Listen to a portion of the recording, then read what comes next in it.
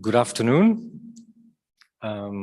dear presidents of European foundations, dear former member association with President Hans-Gert Pöttering, dear participants, dear speakers in this event, which we call The Future of Europe Starts Today, which is part of 3 activities that we are doing today all together here.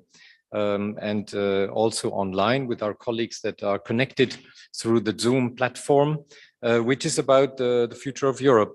So we have had, we have inaugurated together a little exhibition that we have on display in the historical archives of the European Union on, let's say, the past. On the past visions for a future, either coming from the different foundations, but also from the many collections we have here in the historical archives that are proof of the visions that we had for a joint and united Europe. So this afternoon, we will reflect more on the future of Europe in the frame of the conference on the future of Europe.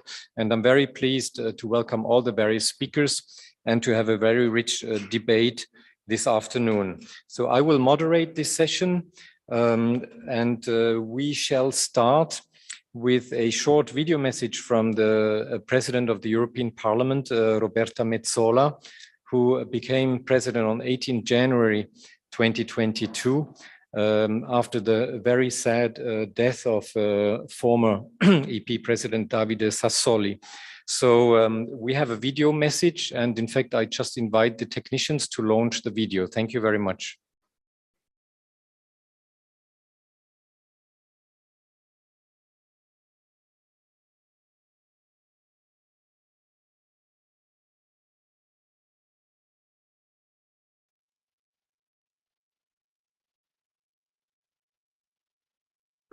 Good afternoon.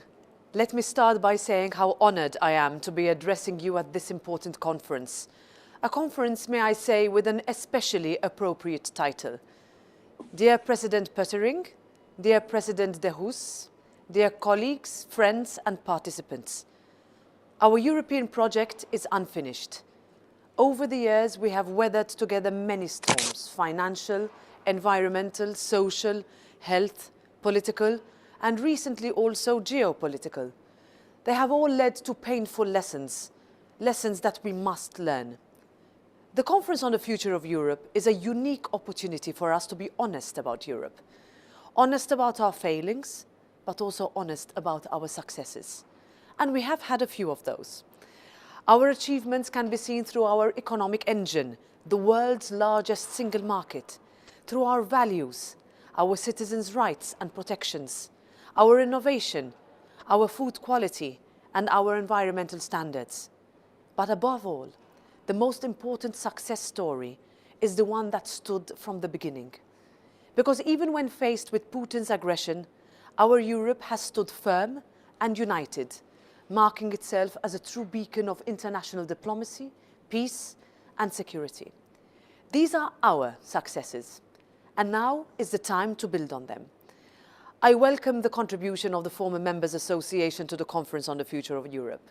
Their expertise, experience, and institutional and political memory will serve as important and unique perspectives towards building a stronger, more united Europe. In this endeavour, let us also not forget those who are no longer with us, but whose legacy will forever be remembered in the story of European integration. And on this occasion especially, I honour the work and treasure the memory of my predecessor and friend, David Sassoli. This is our time of opportunity. Let's work together to complete our European project, for our predecessors, for us, and for our children. The future of Europe is today.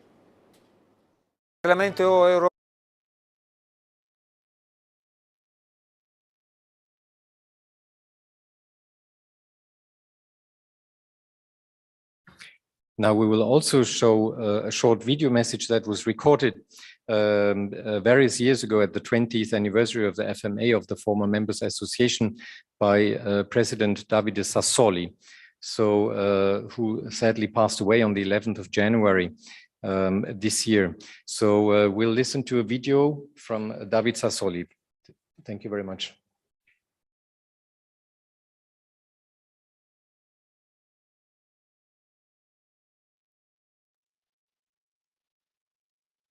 Il Parlamento europeo è la nostra casa comune, è l'istituzione che più di ogni altra ha un legame diretto con i cittadini, che ha il dovere di rappresentarli, ascoltarli, difenderli. Quando abbiamo assunto il nostro mandato ci siamo impegnati ad onorare queste promesse, a rispondere in modo forte alle esigenze e alle preoccupazioni degli europei, in un periodo di sfide epocali che hanno alimentato un diffuso senso di smarrimento. Lavorare per l'Europa è un processo continuo che non si esaurisce con la scadenza del nostro mandato. Per questo oggi voglio ringraziarvi per il vostro impegno continuo, la vostra passione, la vostra dedizione, che non si sono fermati con la fine di una legislatura. La difesa dei nostri valori fondanti deve essere perseguita ogni giorno. Vi ringrazio perché la vostra attività contribuisce a rafforzare quel senso di comunità, quell'impegno costante di cui abbiamo bisogno per rendere le nostre democrazie più forti, più solide e pronte a rispondere alle richieste dei nostri cittadini.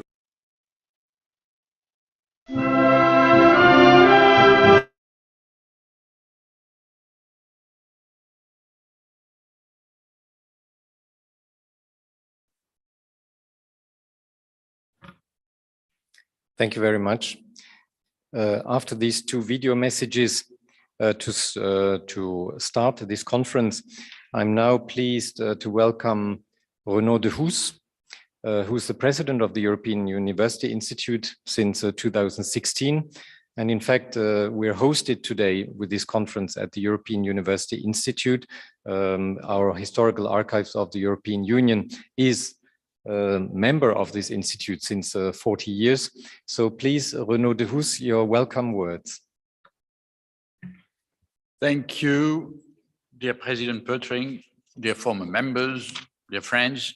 It's a great pleasure to welcome you all at the European University Institute today and to kick off the interesting discussions that you will have this afternoon.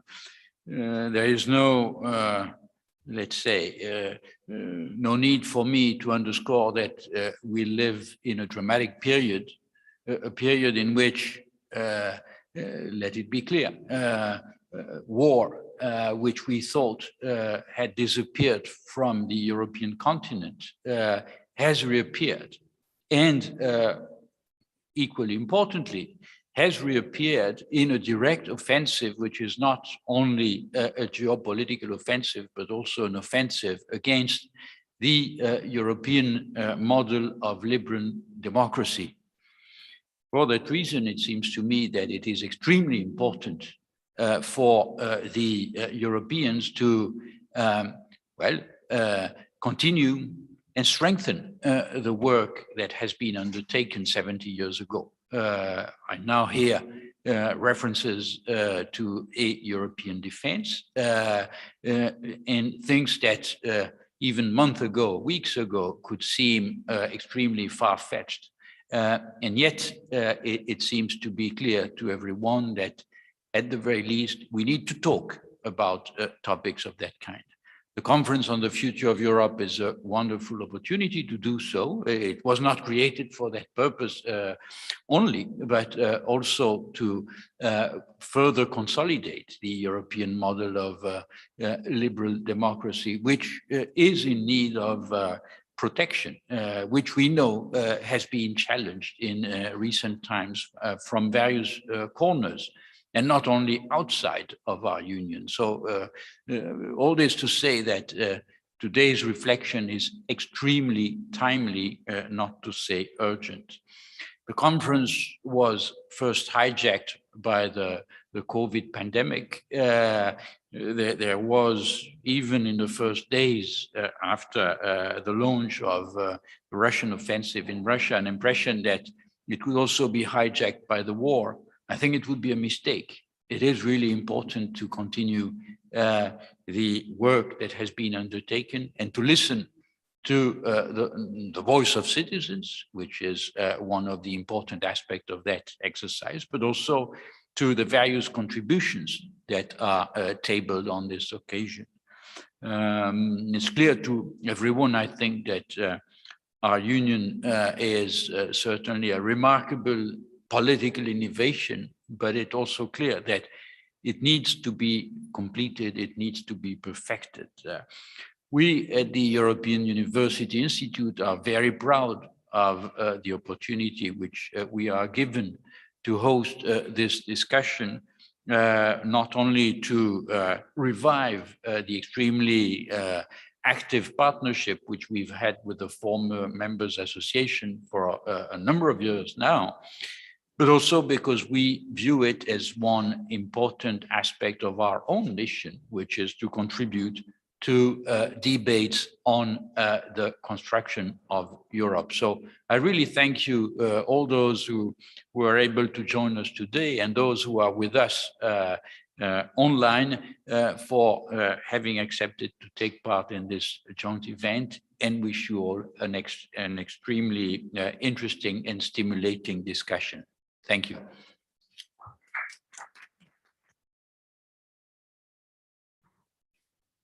As you may know, the European University Institute is a joint undertaking between the cities of Florence and the cities of Fiesole.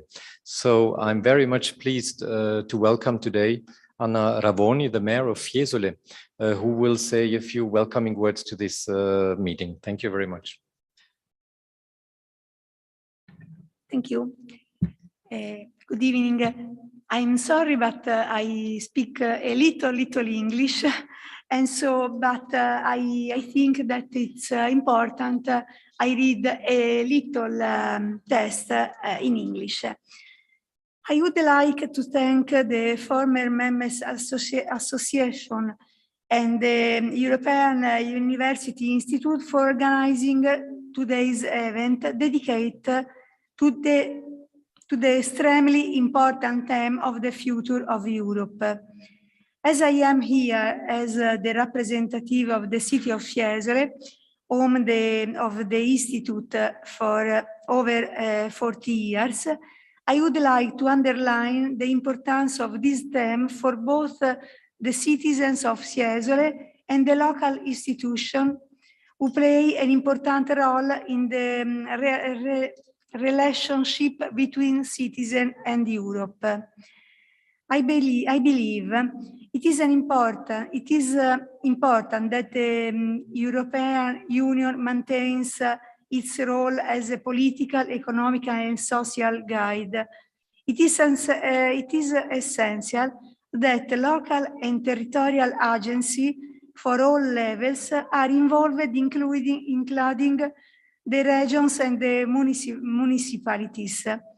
In this way, I think, we can guarantee a better integration of our citizens and bring them closer to the notion of Europe, which today may seem distant to them. Let me explain better. Let's go at this important analysis and study, the conference on the future of Europe, which began on May 2021, on the May past, and will be concluded in the coming months. There have been many fundamental and important studies and papers with contribution that will have a concrete impact on the future. But to what extent are our citizens informed about this? I had a quick survey with the elected member of our town hall, people who have a vested interest in the political life of our territory. I discovered that none was aware of this conference, nor had anyone read the literature emerging from this conference, which address issues of interest to all our lives. So, if the local members are not updated, I think we can conclude that our ordinary citizens are even less so, and consequently do not feel involved. When David Sassoli visited the Institute nel 2019, 2 years ago, I was able to address this specific usage with him. He told me that this was an important concern for him too, and we talked about the need to encourage citizens to participate in decisions which influence many aspects of their lives. It is not enough to vote once every 5 years when there are elections. Their committed and their participation are neither immediate nor obvious. We need to find a way to track the involvement and the greater interaction with the European institutes. We have talked about this with the President and the Secretary General of the Institute, and I'm sure more here than in other districts, as we have the good fortune to have the Institute in Fiesole, and we have been able to dialogue with our citizens, involving them in themes of general importance. Unfortunately, the pandemic has been an obstacle to this, but we must be ready to start again and to once again be present in meeting places such as association, clubs, as we are doing nel 2018-2019. It is with this awareness and this hope that I thank you for being here to consider together the future of Europe. I am even happier and prouder for it be to Fiesole and Florence to send out such a strong signal of belonging to the idea of Europe, both as a territory and as a citizen. Excuse me for my bad English.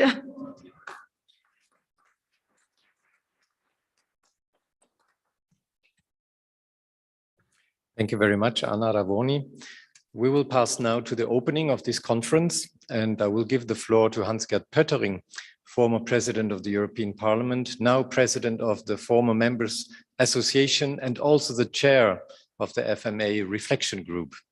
Floor is yours. Thank you very much. Thank you so much, Director Schlenker, President de Hus, Signora Sindaco, Anna Ravoni, Mayor of Fiesole, dear presidents of the foundations of our European parties, dear colleagues, ladies and gentlemen.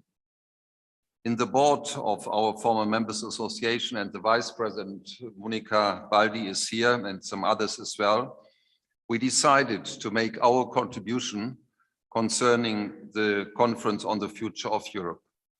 And we decided a paper the beginning of December, and we had the help of Professor Van Hecke, and I'm very thankful for that, and he is here, and Monica Fasoni as member of our reflection group, and some colleagues we see on the screen.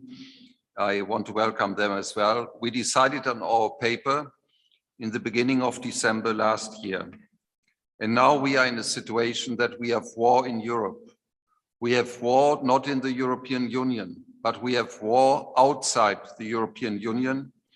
And the dictator in the Kremlin attacked the people of Ukraine.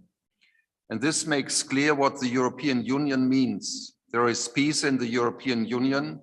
We are living on the basis of the law, although we have many challenges and problems, but we solve our problems on the basis of law, on the basis of our treaties. But outside the European Union, when we look to this terrible war of Russia against Ukraine, we see the relations are not based on a treaty, are not based on law. And so we should appreciate more, as we did in the past, the value of the European Union, because the European Union guarantees peace. And we as Former Members Association thought that our expertise, experience, and institutional and political memory, that we should make a contribution to the conference and to the future of Europe.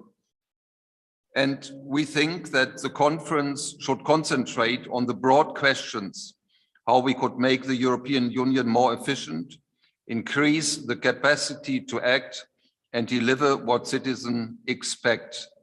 And we see it especially now how important, and I will come to that later, security and defense is. We have developed 5 general guidelines. First, our values and principles, and this is the dignity of the human being, freedom, human rights, democracy, peace, legal order, and of course, solidarity between the European people. Secondly, we discuss the question of capacity to act. Thirdly, we deal with the tools and means which are necessary to defend our values and interests. And fourth, to reconcile economic interest with social protection on the basis of a competitive social market economy, and to involve the important questions of environmental and climate protection standards. Fifth, EU democracy, which should be strengthened on all levels. Madame Sindako, Signora Sindako, from the local level to the regional level, to the national level and to the European level. And we should have an understanding that everything belongs together. We are defending the European democracy on all levels. And now I'm coming very shortly to the 10 concrete proposals we make. First, the COVID crisis has shown that we need a European cooperation, or maybe even parts of integration, as our health is concerned, and we might even have a change of the treaty as far as health is concerned to meet better the challenges we have. Secondly, we must develop a genuine foreign security and defense policy of the European Union, and we need qualified majority in the Council when we decide on foreign affairs questions, and that we need to be more flexible, and that we need a political will to act as a European Union when we have to meet challenges as we see now. And we can be very happy that the European Union, in the case now of the war of Russia, of Putin against the people of Ukraine, that the European Union remarkably stands together. Then thirdly, I should mention another point. Now what we have to do very concrete is to strengthen the European pillar in NATO. And if you remember, the last American president, now with President Joe Biden, we have good relations. But it might happen in the future that the United States withdraw from Europe, that they don't defend Europe anymore. And if we are not prepared, then we are in a very terrible situation. And so we should use the time now to make the European Union stronger as far as foreign affairs, security and defense is concerned. And we need the means to defend ourselves. And once we are strong, then I think potential aggressors might not attack us. So we need to be strong. Third point is concerning our own resources. We should develop our own resources, and the EU should enjoy fiscal autonomy, and the European Union should be able to collect money on the financial markets by issuing bonds. And all these questions, own taxes, should be discussed in the next midterm review concerning the multi-annual financial framework 2021-2027. And I see Alain Lamassoure, he might go further into the details, if you allow Alain. The fourth question is digitalization. We need to fight cybercrime, and we need to do it together in the European Union. This is a new challenge. And fifth, this is very important. When we speak to young people, very often they don't know the history of Europe or the European Union. And I think it's especially with the new media, the social media, and I'm not, as an old man, not so familiar with it, but my political interpretation is the social media are very specialized. They go very much into the details, but we don't have the overall historic concept. And so it's very important that in schools and everywhere, we educate young people and tell them what has happened in the past and what could happen again in the present and in the future. And we see it with the war in Ukraine, that peace is not eternal, but that peace has to be defended. The sixth point is that we have to defend the rule of law. This is the most important. If we don't defend the rule of law in the European Union, how can we expect that countries outside the European Union, whom we ask to respect the law, could follow the law. So it's very vital that we defend the law in the European Union, because the law is the basis for the peaceful living together.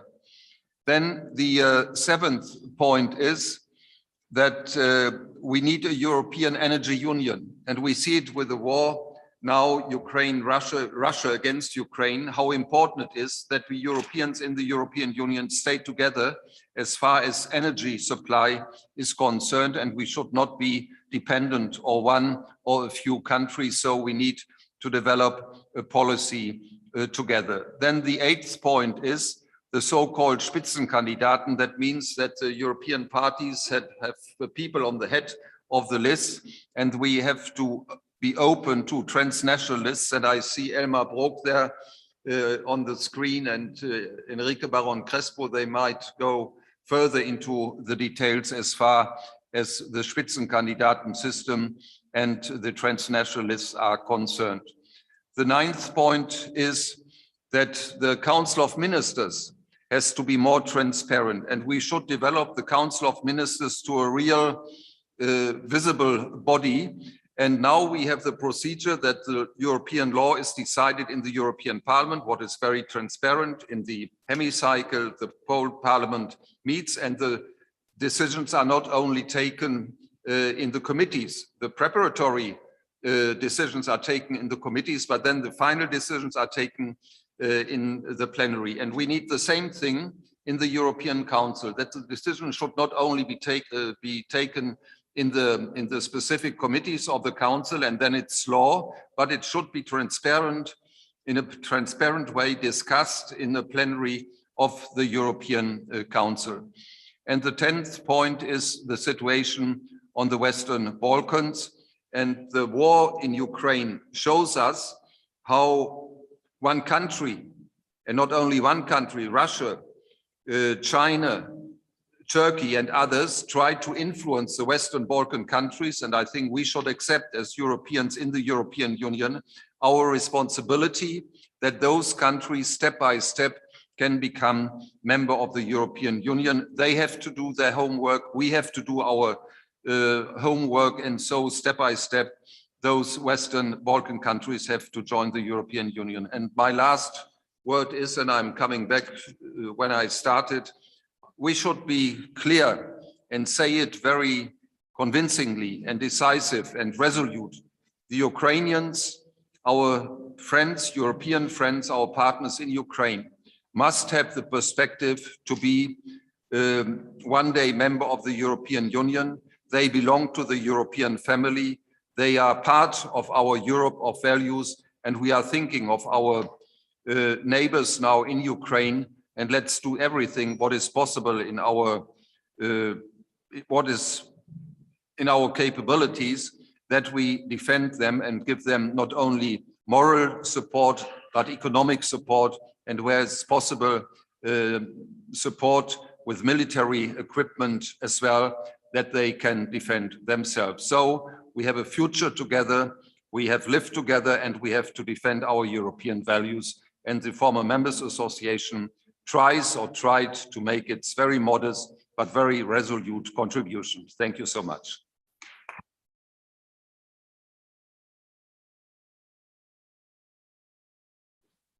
Thank you very much, President Pöttering. We will now turn to the introduction by two academic advisors, we may call. Stefan van Hecke first, who has been advising the FMA Reflection Group. He's at the University of Leuven and is specialized in the field and working often with the Parliament. So please, Professor van Hecke, the floor is yours. Thank you. Dear presidents, dear honorable guests, ladies and gentlemen, thank you for having me. It's a pleasure to be back at the EUI. I was here a visiting fellow some time ago at the Robert Schuman Center. So it feels a bit coming home. And I'm also very happy to speak here in front of the presidents of the European political foundations, because as an academic, I was the first, together with Wojtek Gagatek, a Polish scholar who did his PhD here at the EUI to publish on what we then called the larger European political foundation. So the starting phase, the first 5 years.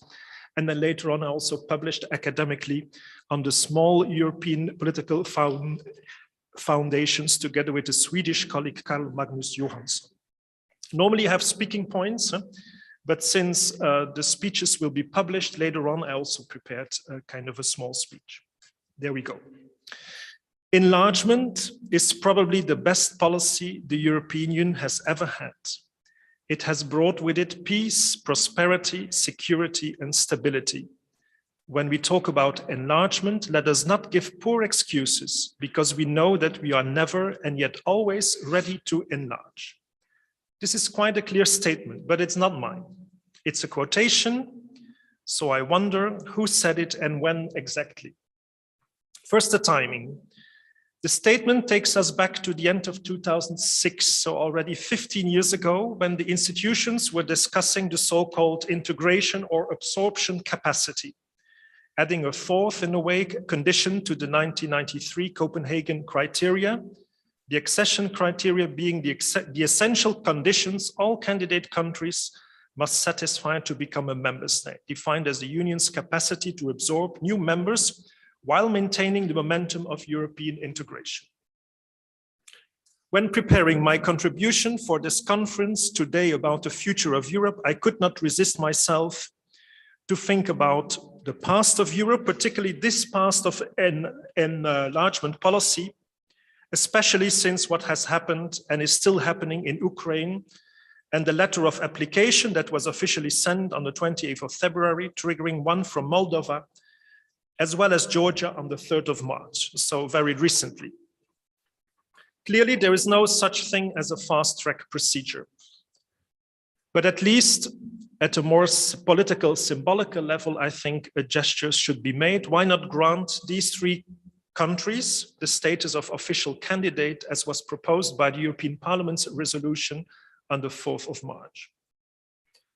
These days, also in the framework of future enlargement of the EU, there's a lot to talk about geopolitics. Personally, I'm also convinced that the Union is at a turning point in its history, but let us not forget that perhaps the biggest success so far in terms of geopolitics has indeed been the EU's enlargement policy. So therefore, I'm repeating this quote: enlargement is probably the best policy the European Union has ever had. It has brought with it peace, prosperity, security, and stability.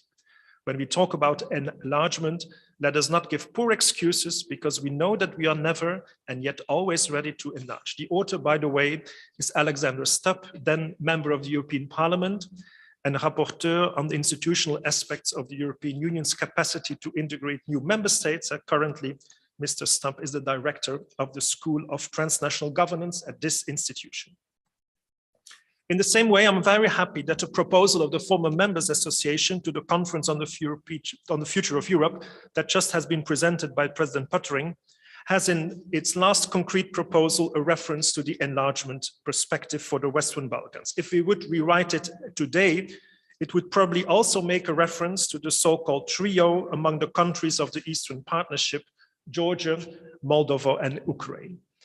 But more importantly, the recommendation also stipulates that it can be done only via a concrete and detailed roadmap, accompanied by a strict timetable. In this way, conditionality would be strengthened on both sides.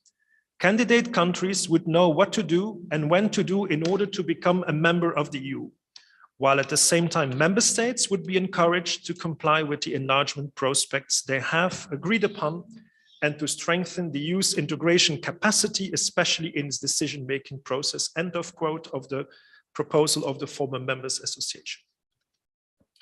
I was happy that as an academic, I could support the reflection group on the future of Europe. So thank you, President Pöttering, Elisabetta Funk, and also the members of the reflection group. The proposal that prepared the contribution of the former Members Association to the Conference on the Future of Europe. It's only a few pages, but worth reading, I think, because it includes some general guidelines that the EU should follow in developing its future politics and policies, as well as 10 concrete proposals, again, as President Pöttering just has presented them. Also, in the introduction to this proposal, the contribution of former MEPs reflects their expertise, experience, and institutional and political memory of the only institution that is directly elected by its citizens. I think this also perfectly fits with what has just been said by the current president of the European Union, Roberta Metsola. The future of Europe cannot be built without taking into account its past. In terms of turbulence and fast changes, it should be a relief and a reassurance to be able to rely on the political memory to steer the conference on the future of Europe. Before sharing some very brief reflections on that conference, allow me to briefly come back to the war in Ukraine.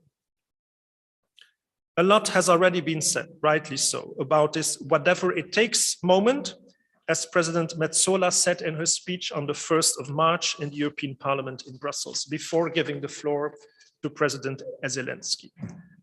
Let me, in all modesty, try to highlight two more aspects. First, similar to the pandemic, the consequences of the war in Ukraine are felt by everyone, although not to the same degree, for sure, but especially when we look, for instance, at increasing energy prices all over the EU. I believe that in order to strengthen the support base for the EU's attitude vis-à-vis Russia, as well as the solidarity that we are witnessing everywhere, the burden of the conflict should be shared in proportional terms with regard to the member states as well as to citizens. If the weakest shoulders have to carry the highest costs, then the EU will have failed. The consequences of the war also affect many different policy areas, again, similar to the pandemic.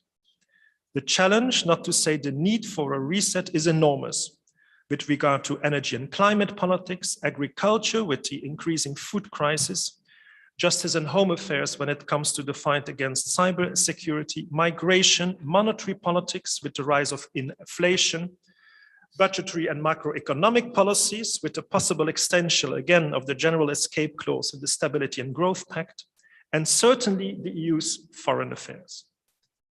I quote again the proposal that is lying in front of us today, a genuine foreign security and defense policy, as referred so in the proposal, which has the title, Our European Union, Time to be Bold, to Act and to Deliver. It's also interesting that the reference to this genuine foreign security and defense policy comes immediately after a question related to the pandemic. And I quote, will the EU be better prepared when the next major disaster or crisis strikes, ? End of quote. Secondly, in having the future accession of Georgia, Moldova, and Ukraine now on our agenda, one should not forget, I think, about the so-called integration paradox. In the 1970s, in a way, when the British, the Danish, and the Irish joined the then European community, it was fairly easy, given the fact that these countries had very much in common with the original 6 founding members, and also the community at that time was not as developed as the Union is today. Currently, we ask much more to countries that have much less capacities and resources. This is the paradox, I think.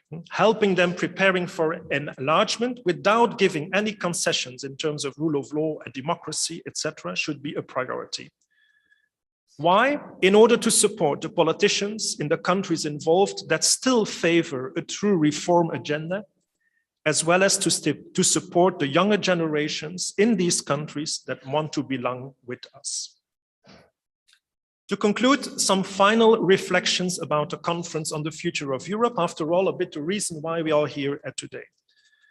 I wrote a SWOT analysis when we started our works in the reflection group on the future of Europe.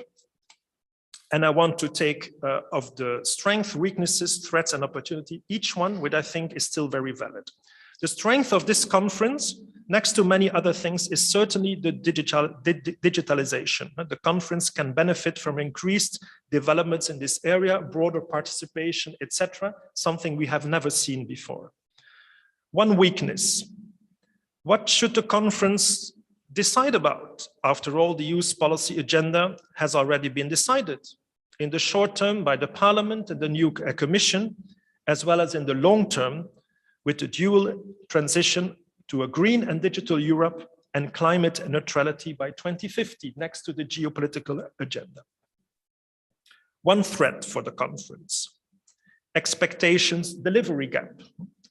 The conference might oversell and underperforms, especially when the Council, the member states, have the final words. This is a typical problem at all political levels, but certainly also at the EU. And then finally, one opportunity. Thanks to the war in Ukraine, the conference can help to close the gap between what citizens and the Parliament wants versus what the member states want or are able to deliver in the area of foreign and security policy. Thank you.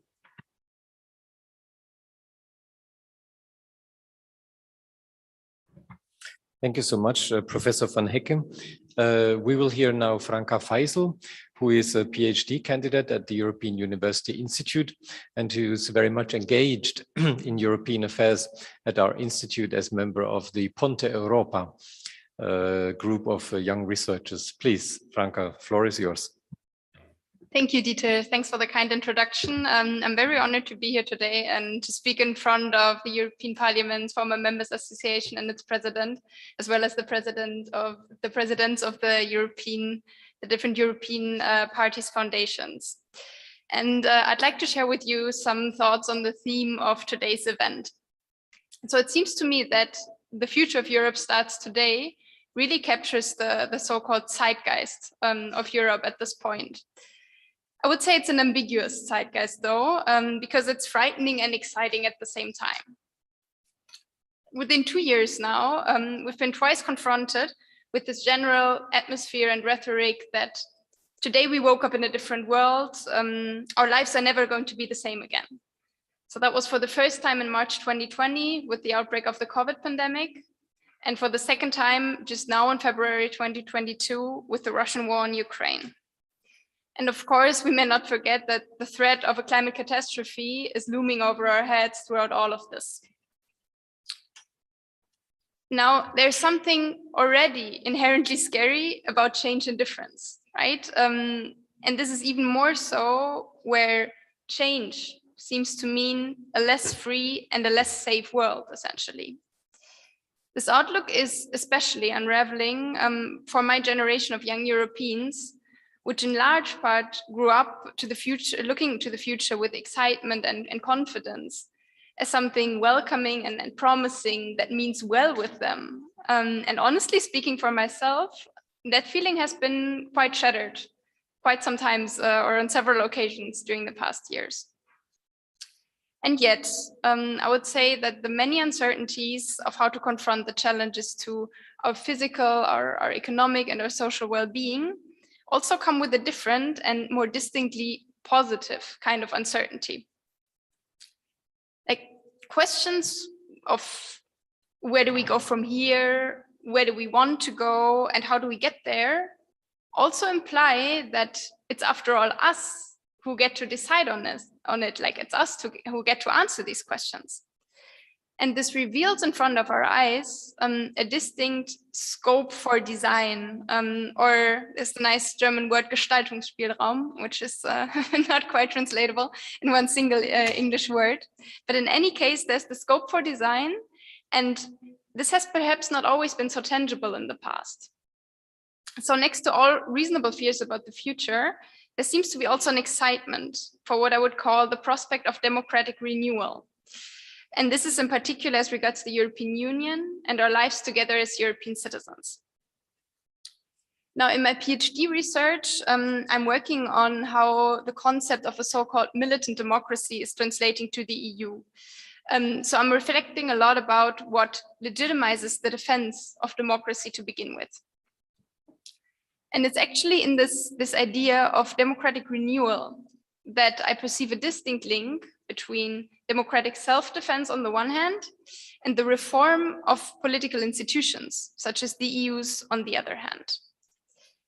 Because it's only via democratic processes, really, that such reform can be legitimately realized.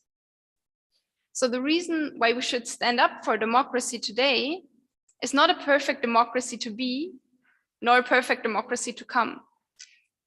Instead, we should defend present democratic rights, procedures, and institutions, because together they give us the very possibility to rethink and adapt those same rights, procedures, and institutions to the demands of our time.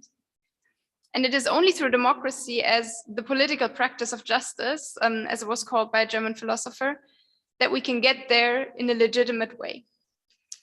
And it is therefore crucial that democracy, on all the levels that it takes place in Europe, becomes visible and tangible for European citizens. That they sense that they are living in a democracy, but also that they are themselves living democracy in their everyday lives.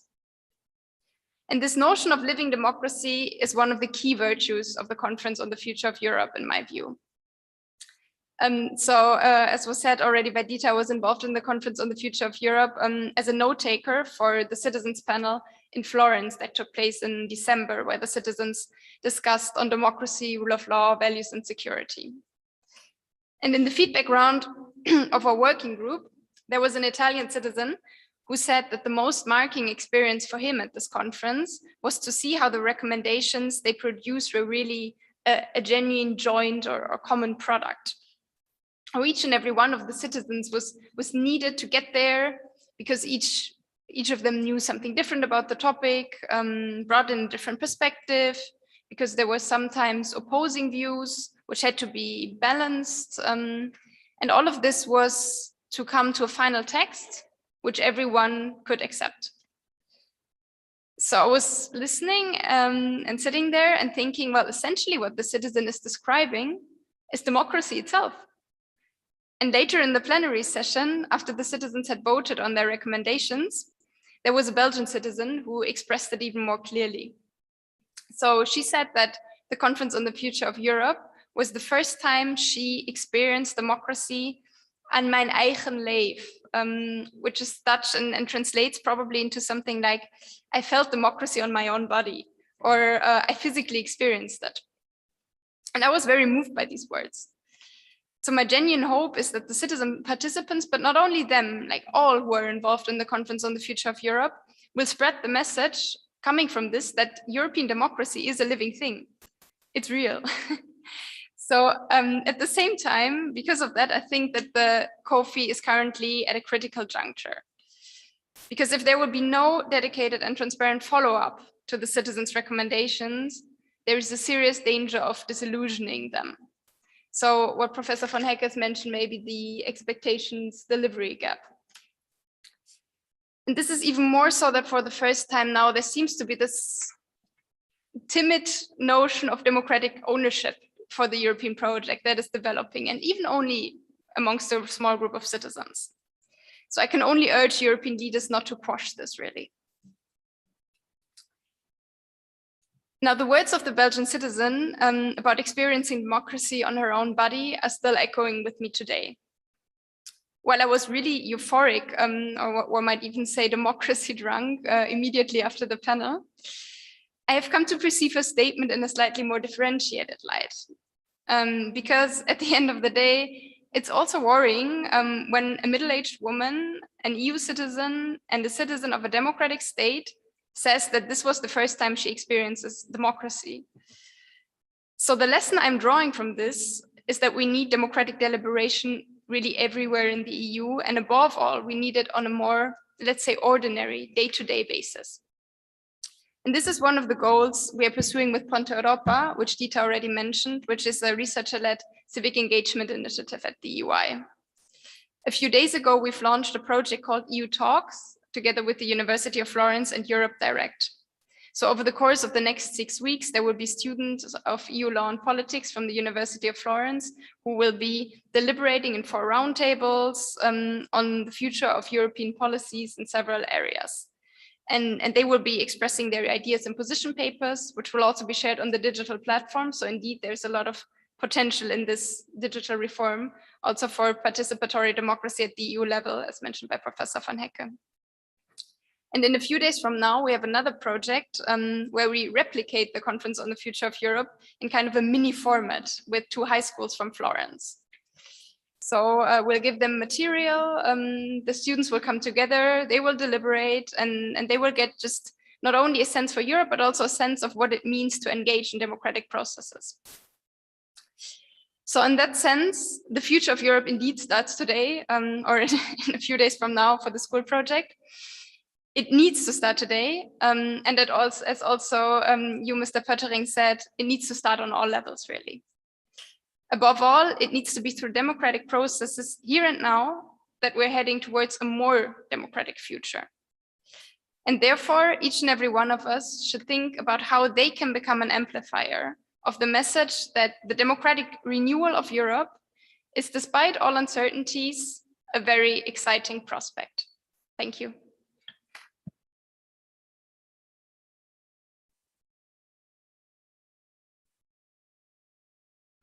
Thank you very much, Franka. Now we turn to the next group of participants and of speakers today, the President of European Party Foundations. So I would like to invite first Mikolas Dzurinda, the President of the Wilfried Martens Center for European Studies and former Prime Minister of Slovakia, to give his presentation. Thank you very much. Thank you, Mr. Director, for giving me the floor.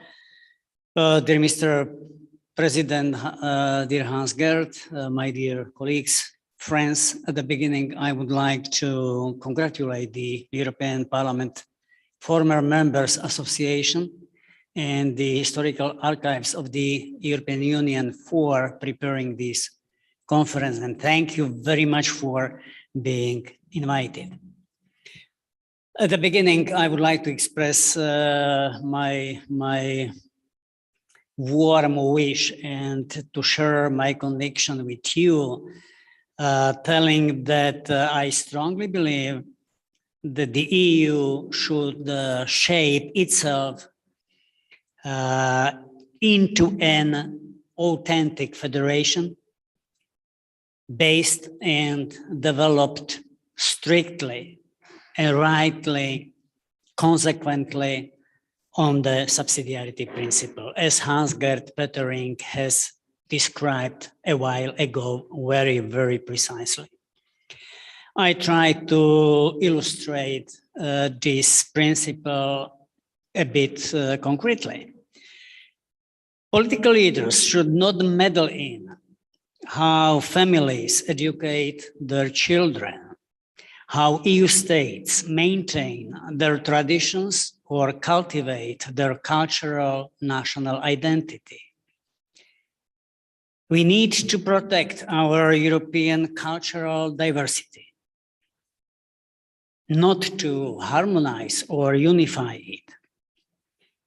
Let us, however, identify those areas which no country can manage better on its own, and entrust them to common institutions of the EU, in particular foreign policy and defense, but also the fight against irregular immigration, protection of our European external borders, also the energy security, supply chains independence or contingency, plans for emergencies such as COVID-19 pandemic. Some people say that we need more Europe or an ever closer union.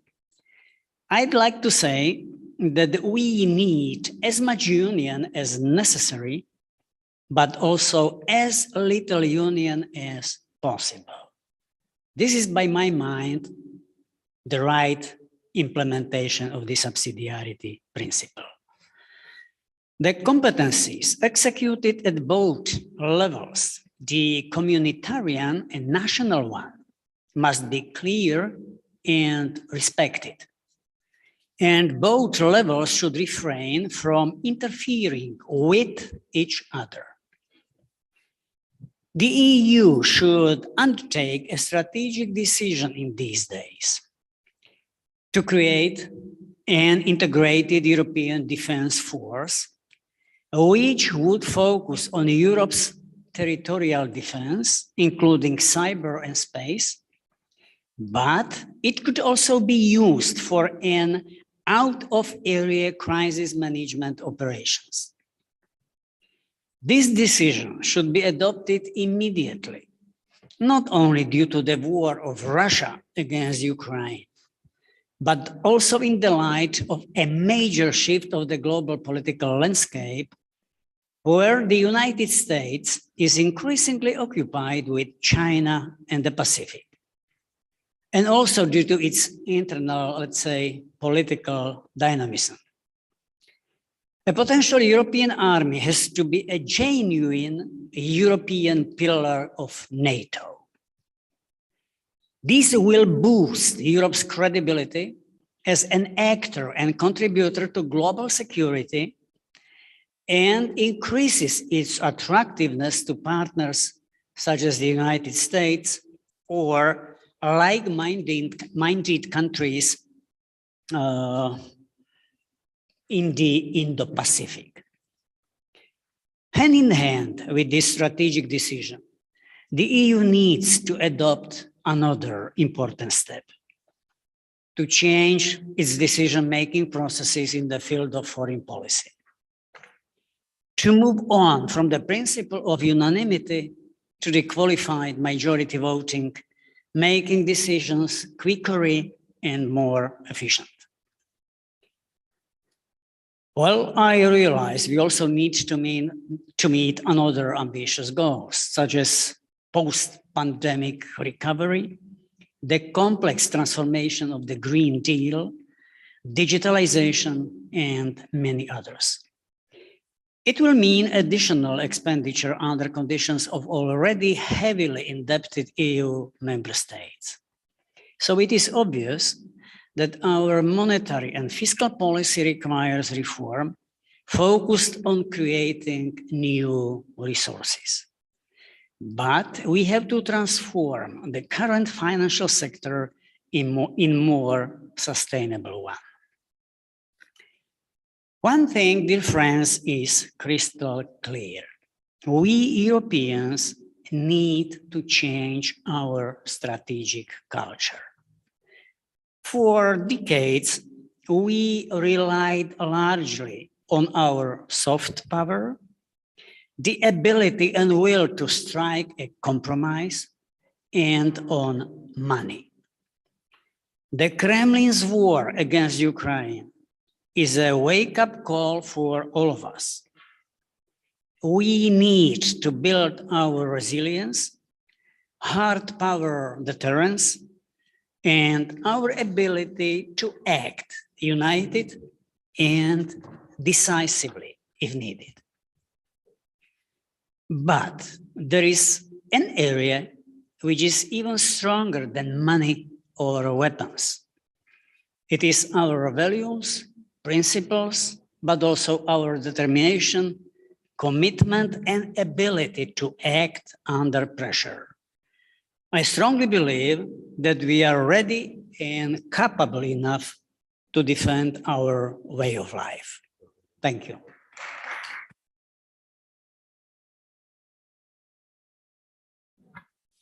Thank you very much, President Joinda. We're turning to Maria Joao Rodriguez from the Foundation of European Progressive Studies. Please, the floor is yours. Thank you very much. And this is with great pleasure that I'm joining all these friends. After a very interesting and good decision we have taken 3 years ago, when the former members association start meeting with the main European political foundations, and we concluded that we could do something together, also counting on the partnership with the Institute of European University European Institute here in Florence. And now we see the fruits of having taken this decision. By that time, our main focus was Conference on the Future of Europe. The outreach of this conference was not completely clear, but now we all see that this conference has a real high responsibility. And let me start by greeting the statement produced by the former Members Association. So President Pöttering, from our viewpoint, this is a very good document. We really support this document. And now let's use this moment we're again meeting to reflect on the implications of the new situation we are confronted with war starting as it started in Ukraine. We all know that we are in historical times. And we feel that we are again dealing with this crucial dilemma of the European integration, which is in a certain moment to choose if we should go rather to deepening European integration or to enlarging the European Union. But somehow we also feel that we need to find a way to do both. Perhaps with different formats, but we need to find a way to deepen and to enlarge. And this is not easy. So we need to have a creative moment for the European project. Let me start by saying that our assumption in our Foundation of European Progressive Studies is that we really believe that we should move to a new phase of the European project. And recognizing that the European Union can no longer perceive itself as just a market or monetary zone. No, the European Union is most of all a political entity, deciding democratically on how should we move to our way of life in terms of economic, social, environmental, cultural policy, but also the way we deal with the world. And we cooperate with the world to improve global governance. So we need to recognize this. And I would say that the treaties we have now, and I think I have something about this because I was part of the team negotiation, the Lisbon Treaty. The treaties are not properly reflected this. And so we cannot have taboos. We need really to reassess the potential of the treaty. There is a potential to be used for sure of the Lisbon Treaty, but also possibly limits. And we cannot have taboos in a historical moment as this one. So I would say that if we recognize ourselves as a political entity, our first duty is to protect all those who are fighting for freedom and democracy and the rule of law inside of the European Union and outside of the European Union. And this starts with now welcoming refugees coming from Ukraine, providing all the entire protection they deserve. But this means that we should also finally build up a real European asylum system, something we could not deliver over the last years. Secondly, yes, we need to be a full-fledged external actor. So this means that we need to work for stopping this war, getting an agreement for peace. And we know that this depends on us providing weapons. This depends on us in triggering hard sanctions on Russia. This also depends on us to emerge as an important global actor. Right now, there is a decisive issue being dealt with, which is how will China behave in front of this conflict. And we know that if there is a full alignment between China and Russia, we do have a problem in global governance because we'll have a major divide in the global governance and multilateral system. So it's an extremely serious situation. And I believe that even, of course, the American president is now very active dealing with Xi Jinping. Europe should also deal with China, because Europe has some leverage on China. So this is an example of the kind of global external actor we should be able to do. But this also involves our capacity on defense. And this week, we know this is a decisive week, because the strategic compass for defense will be hopefully adopted by the European institutions. And we know that it should also involve capacity on cybersecurity, the new dimension of war, which will become more and more important. But this also means that Europe needs to develop its own digital agenda. And we are also preparing major European laws to frame the European way for the digital transformation. And we need to have the autonomy, the capacity to adopt these rules and these standards for the digital transformation, without which we are not real sovereign. Sovereignty today depends a lot on mastering digital tools. All these things are at stake on the table this week and next months. Then, because of the war in Ukraine, we understood, I hope forever, that regarding energy, what is at stake now is not only to conduct this green transition, but also to build up a real energy union, to reduce dramatically our dependency from Russia. This is again a precondition for our sovereignty, and we need to move fast. But if you want to move fast, this is such a big change in our economic structures that there is a risk of increasing inequalities in Europe, inequalities between countries, inequalities between regions, between different groups. And so we need to pay attention to this, because if we want to meet this new challenge situation and build this energy union and a greener one, we also need to take care of the risk of social inequalities. And this means that we need to build up the necessary financial instruments. We learned something with the COVID, because in order to avoid a big recession, we were able to take this historical decision of strengthening European budgetary capacity. Now let's use this capacity, building on own resources and the common issues of debt, to move to the next objective, which is energy union with social cohesion. This will probably also involve update budgetary rules. Even, of course, we know that we need to have responsible national fiscal policies. We know this.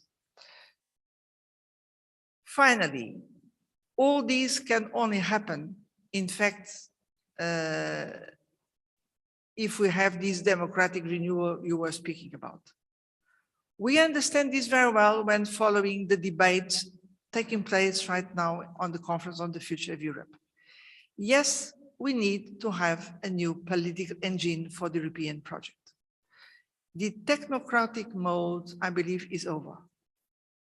We need to have a democratic mode. And this means that, yes, the European Parliament should have stronger competences. Yes, the Council should move to qualified majority voting. But we believe that in order for this to happen, which means at least some target changes in the treaties, we need this new engine coming from citizens themselves. So that's why the Conference on the Future of Europe does have an important mission now.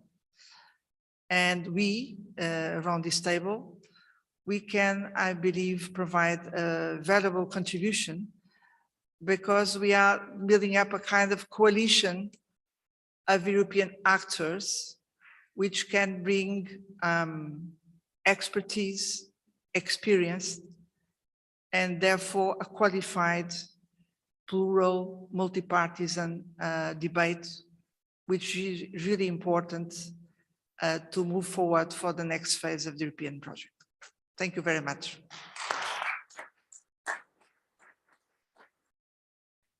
Thank you very much, President Rodriguez. We will now turn to the first virtual participant. We have in the Zoom platform Hilde Woutmans, President of the European Liberal Forum. If you want to unmute yourself, the floor is yours. Well, thank you very much, and hello, everybody. It's an honor to be with you, although I'm not there, but I thought it was a very nice conference, and I think the speakers already talked about the right things. I think, like Maria just said, historical moments like the ones that we're witnessing now do not happen often. Who could imagine the last 2 years would have played out like this? Who would have thought COVID would paralyze the entire world? Who would have thought there would ever be a new war in Europe? Freedom, peace, the value of human life are being challenged today. And I think we can say safety is not a certainty anymore. Our stability is now affected by various global factors, which are often out of our control. Today, the very basics of a coexistence are under threat. And I think the language of populism, propaganda, military aggression, economic and security blackmailing have proven to be among the major factors shaping today's international power dynamics. And this contradicts to the liberal foundations of the European project, to the interests and the beliefs of Europeans. At such moments of increased tension, the future of the world is being decided. A better Europe can and needs to be born from this crisis. The future of Europe needs to be decided by Europeans. And the Conference on the Future of Europe was envisioned as an utmost instrument of direct democracy. Honestly, in my hometown, in Belgium, I always say this Conference on the Future of Europe is really our baby. It's the Renew Europe group in the parliament that really pushed this forward. So for me, it's really my baby, which I hope that will grow up to be a full European citizen. I think this conference is a chance for Europeans to pay tribute to democracy, express their opinions, engage in the debates, suggest their vision of the future, and make their perspective and aspirations heard and seen. This is our Europe-made vaccine against the evil of propaganda and dictatorship. And I agree with the 10 priorities of Hans-Gert Püttering. And also I agree with what Professor Steven van Hekke said. The most important thing of this conference is the delivery. And this weekend, I had a full table with all young Belgian people discussing this conference on the future of Europe. I asked them, what is for you the most important thing that Europe needs to do? And you know what? Those young people, they start putting water in the wine already before they put forward their ideas. I said to them, stop putting water by a wine before going on the table to discuss it. Because they were all saying, yeah, but is that possible? Will Orban accept? Will this pass? Will that pass? Well, no. I really hope that the outcome of this conference on the future of Europe will be very ambitious. There was, maybe that's too ambitious, was one of the young people that said, we should really abandon the council. I don't think Charles Michel would like to hear that proposal. That is maybe too ambitious. But that's to tell you how the young people think and how they reflect. So I really hope, Professor Van Hekke, that you're not right and that we will fight to deliver on this conference on the future of Europe. And today I'm asked here to talk as the president of ELF. And you all know the European Liberal Forum, and like the other forums, I think the think tanks play a key role because they bring together voices from different corners of the continent, provide public platforms for exchange and discussion, and stimulate our search for common response. Without strong think tanks like ELF and other ones, the political world could not thrive like it does today. I think you all are important players in our decision-making process. And a lot of colleagues said it already this evening, today. Current developments in Ukraine are shaking and changing the world. I must honestly say, as a member of the European Parliament, I have seen Europe reacting like I never thought it could react. We were united, we were strong. It was really good to see that Europe can make that kind of steps forward. I really hope, and that's the message that I gave also to High Representative Borrell, I really hope that this we can keep, that now we can work further to abolish the unanimity rule, to make forward for a real European army, to really continue the fight for the rule of law in Europe, and not look, yeah, but they're helping with the refugee crisis, can we discuss it? No, we need to discuss the rule of law in European cities. So for me, this is really the moment. I think, and a lot of professors told it, that Europe is always born from crisis to crisis. I really hope that with this crisis, Europe really is born as a strong platform, a strong unanimity where we can work together and where we tackle all the challenges together. That's my wish. The future of Europe starts today and we must be ready for it. Thank you very much.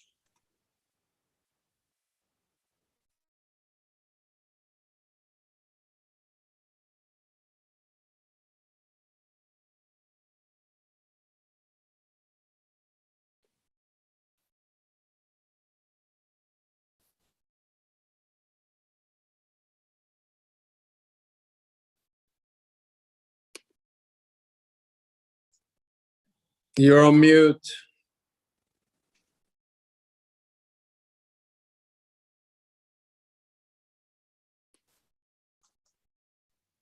As a Finn, I say you're still on mute.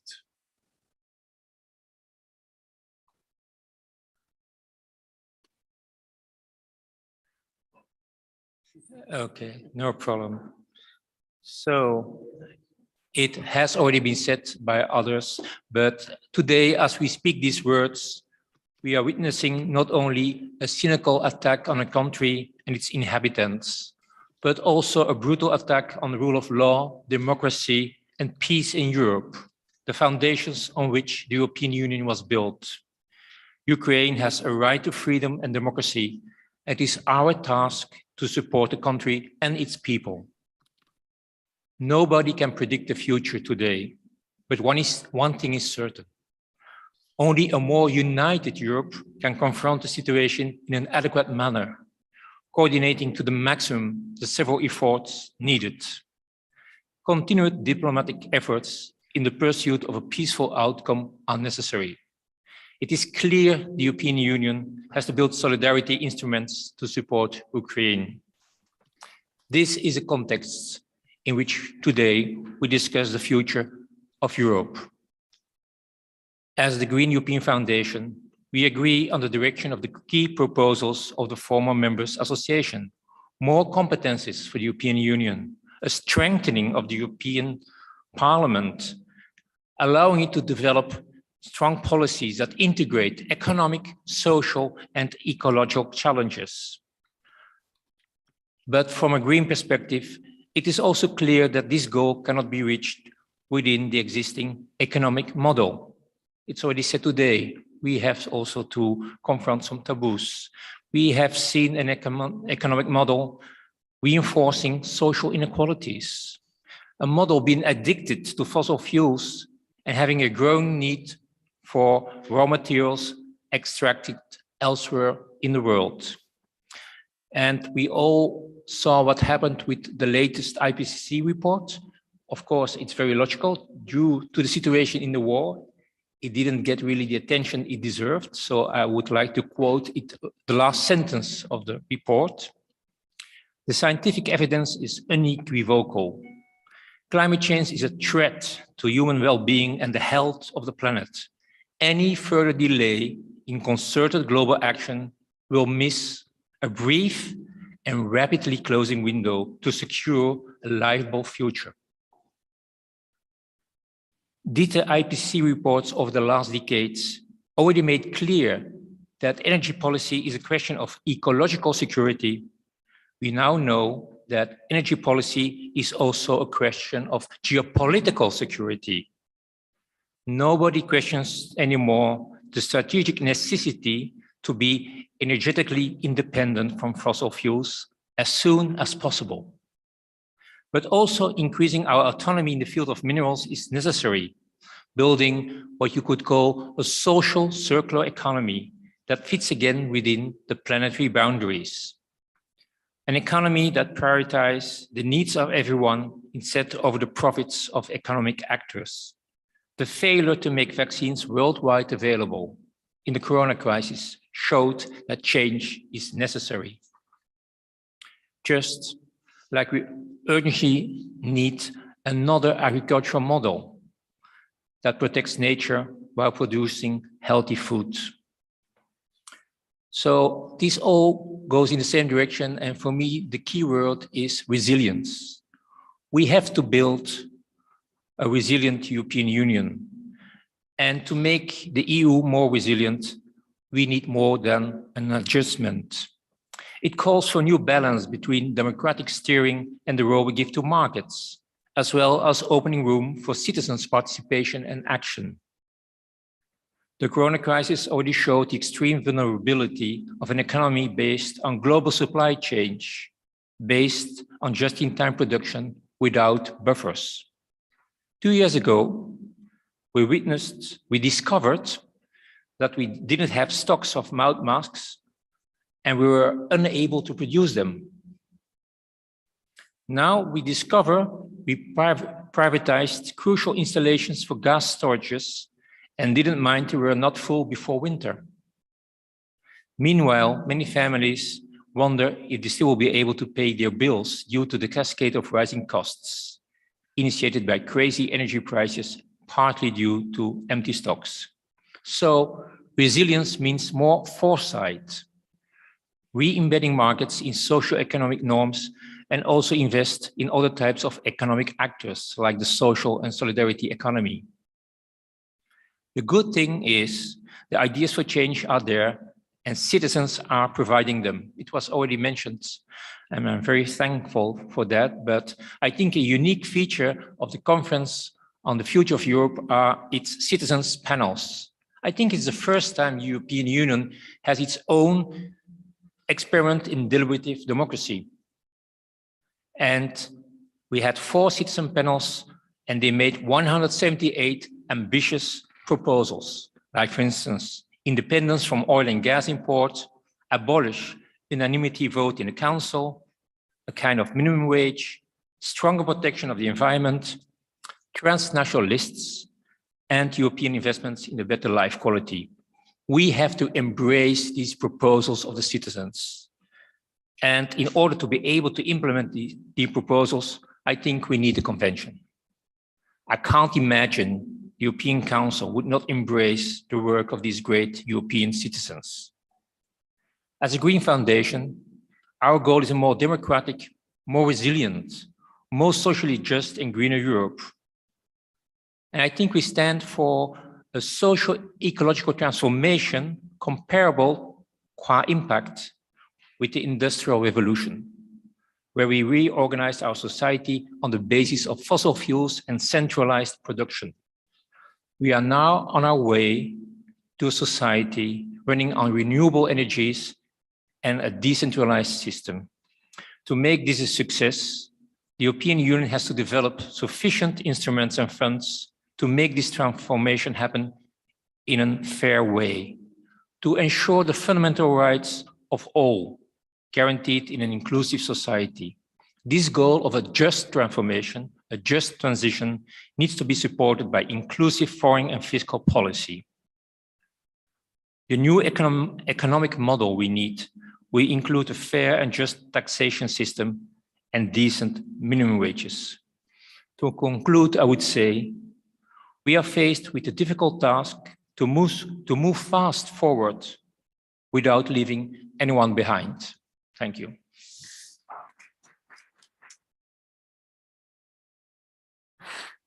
Thank you so much, President Hollemans. We will now turn over to the debate with contributions from the former Members Association.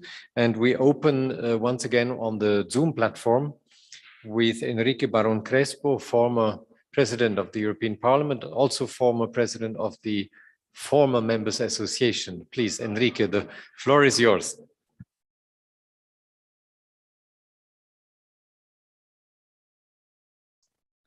Thank you, Dieter. Do you hear me? Yeah. Well, thank you for the invitation. And well, my comment will be on the future needs overcoming the past.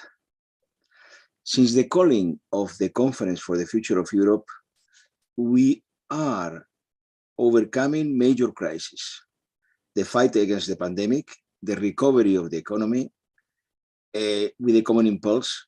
And in every case, after some doubts, the answer has been a major step forward, leaping from crisis to crisis with the méthode communautaire, deciding together, following the wise prediction of Monet. The instruments are building the health union, a next generation plan, doubling the budget and mutualizing the debt. Now, the dramatic war in Ukraine raises the major challenge, bringing us back to one of the major crises of the history of the European construction: the failure of the European Community of Defense in the French Assemblée Nationale in 1954. We were able to overcome this with the Treaty of Rome, and we are now celebrating the 65th anniversary of the treaty. But the debate is not more a theoretical one about the CFSP and the European sovereignty. It's about war and peace in our continent, just in one of the major scenarios of the Second World War, fruit of an internecine and massive attack of Putin's Russia to Ukraine, breaking with all the international law rules, causing havoc for a peaceful population, and trying to ignore the European Union. In the last month, we are taking major historical decisions to convert the European Union in a political leader, with Germany taking the most important political and budgetary decision on security and defense since the creation of the Federal Republic, and France asking for European sovereignty, reviving NATO with Sweden and Finland preparing the entry, and applying a common immigration and asylum policy. Moreover, the neutralization of Switzerland, making Japan to reconsider its nuclear weapons policy, and getting an overwhelming vote of condemnation in the UN General Assembly of the Russian aggression to its neighbor and the international repression on its own people critical of the war. This is an European and a global crisis. The conflict will be long and painful. We must build on the momentum of the impressive wave of European solidarity, giving the step forward of creating the European Union of Defense, adding to the monetary citizens union that we have been able to create. It's not only about our future, it's about peace in our continent and beyond in the world. The first phase of the Conference for the Future of Europe is coming to the conclusion under French presidency that has the responsibility to make a proposal for the next step, culminating the open-ended constitutional process that we are living. By a curious irony of history, it's France that has the responsibility of launching this major step forward that must allow us to overcome the failure of 1954. Now is the moment to consolidate participatory democracy through representative democracy, improving the system that we launched in the negotiations of the Maastricht Treaty and with a new convention. The index of the proposals of improvement is in the reality in front of us. Above all, we must be clear on one critical point. We will never accept to come back to the Europe of 1945 and its balance of power, fruit of havoc and arms, and not of the will of the peoples. We shall fight for preserving peace and the principles of values and that have allowed us to live the longest period of peace and prosperity in the history of Europe. Thank you very much for your attention.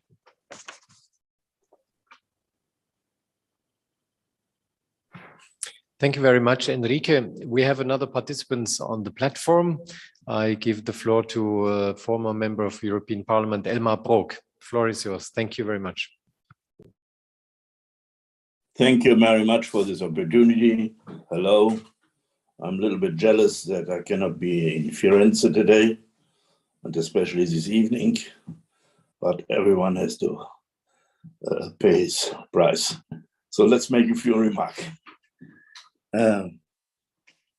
I have not to repeat all the wonderful goals and ideas which were already mentioned. And I can just say that the paper, which under the leadership of Hans Gert and of Professor van Helge are written, is a very good paper and could be a good paper for the conclusions of the conference itself. Because I have the feeling that a concrete conclusion is not yet ready, that even the institutions are not able, because of the behavior of the Commission and the Council, to come to real conclusions from which a mandate can be developed for real changes, not have just something, it's discussions with citizens without any results. If it has no constructive results, it's a missed opportunity, and it will not help the citizens which have to work so much in these discussions.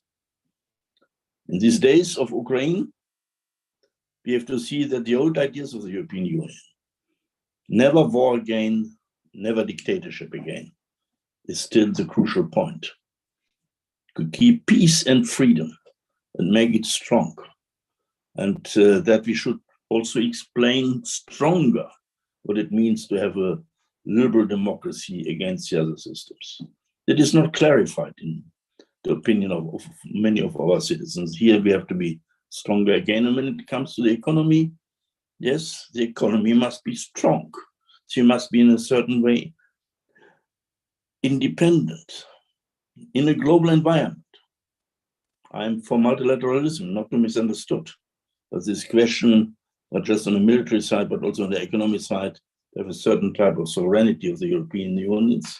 It's an important question, that especially the sins of the European Union, especially of the Germans, in this energy question, which is only one of the examples, show that we cannot continue that way. We need a competitive and fair, but also a competitive economy, which is sometimes forgotten in our debate. Let's make me a few remarks what has to be done in this conference. First of all, for sure we need reform.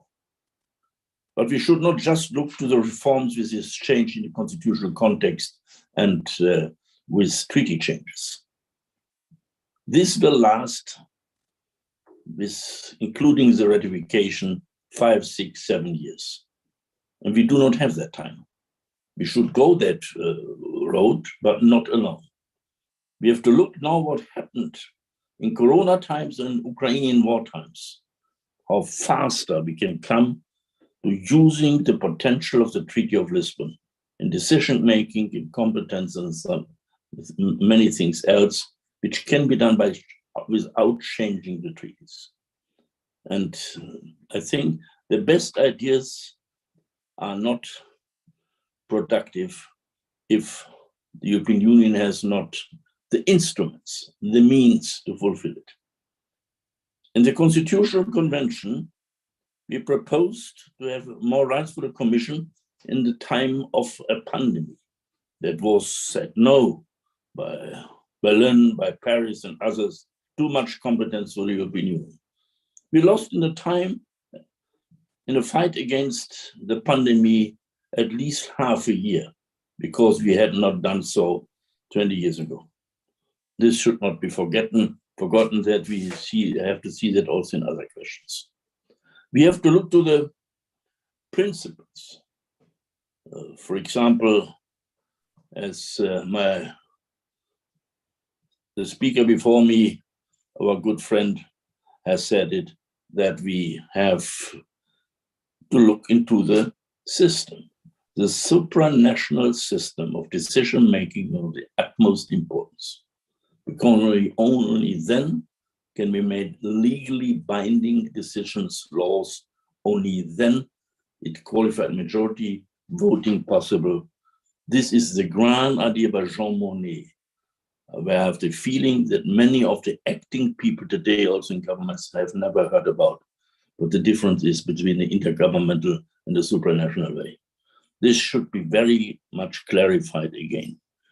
And I think that I'm sure in the budget question, Alan will say more, so I have to keep it.